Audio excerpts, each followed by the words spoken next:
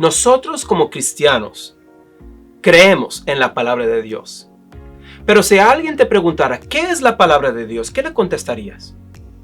Nosotros creemos que la Biblia es la palabra de Dios, pero también leemos en el libro de Juan que Jesús es el verbo, o sea, también la palabra de Dios. Entonces, ¿cuál es la palabra de Dios y qué significa esa frase, la palabra de Dios? ¿Es una Biblia o es Jesús? ¿Qué es? Bueno, nosotros como cristianos creemos que nuestro Dios es un Dios verbal. ¿Qué significa eso? Nuestro Dios, en su soberanía, comunica con seres humanos a través de palabras. Siempre ha comunicado a través de palabras. Eso significa que nuestro Dios siempre ha utilizado palabras para llevar a cabo sus propósitos.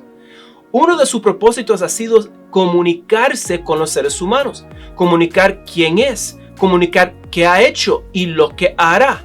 Nosotros sabemos que a través de palabras el Señor se ha comunicado estas cosas. Nosotros escuchamos la palabra de Dios. Yo digo, escuchamos la palabra de Dios a través de las Escrituras.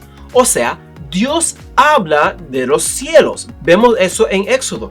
Cuando el Señor Dios habla de los cielos en los acontecimientos escritos ahí en el monte Sinaí. Pero también sabemos que Dios no necesariamente tiene que usar su propia voz para hablarles a los seres humanos. Dios ha hablado a través de profetas y apóstoles.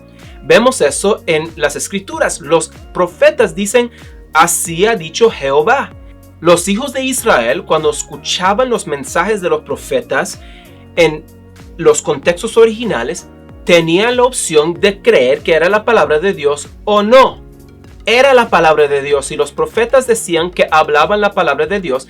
Y la palabra, la comunicación que ellos hablaban, era comunicación como si hubiera salido de la boca de Dios. Traía la misma autoridad y controlaba la humanidad y también tenía la misma presencia como si Dios estuviera ahí con los hijos de Israel. Pero también sabemos que los autores de las Escrituras también decían que hablaban en el nombre de Dios. Los autores bíblicos escribían en el nombre de Dios, con el poder de Dios y con la autoridad de Dios. Entonces, cuando hablamos de la palabra de Dios, ¿de qué estamos hablando exactamente? Estamos hablando de la comunicación de Dios.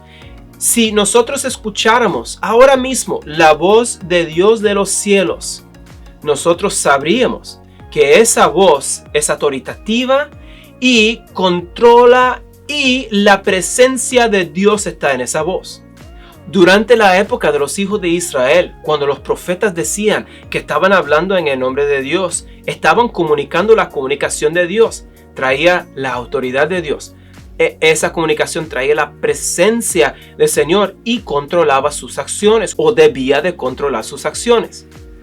Y cuando los autores bíblicos escriben en el nombre de Dios, también están haciendo lo mismo que hacían los profetas. Sus palabras llevan la misma comunicación y sus palabras tienen la misma autoridad, tienen la misma presencia de nuestro Dios como si Dios estuviera hablando de los cielos. Entonces, cuando nosotros hablamos de la palabra de Dios, estamos hablando de hecho de la comunicación de Dios. Si la comunicación de Dios viene a través de palabras, si esas palabras vienen de la voz audible de Dios de los cielos, si esas palabras vienen de profetas o apóstoles, o si esas palabras vienen a través de Jesús mismo o a través de las páginas de las Escrituras, todas esas palabras son comunicación de Dios y por lo tanto llevan su autoridad, controlan a la creación y ahí está su mera presencia, la presencia de Dios. Por lo tanto, nosotros como cristianos decimos que la Biblia no tiene errores. La Biblia no puede tener errores porque es la comunicación exacta de nuestro Dios.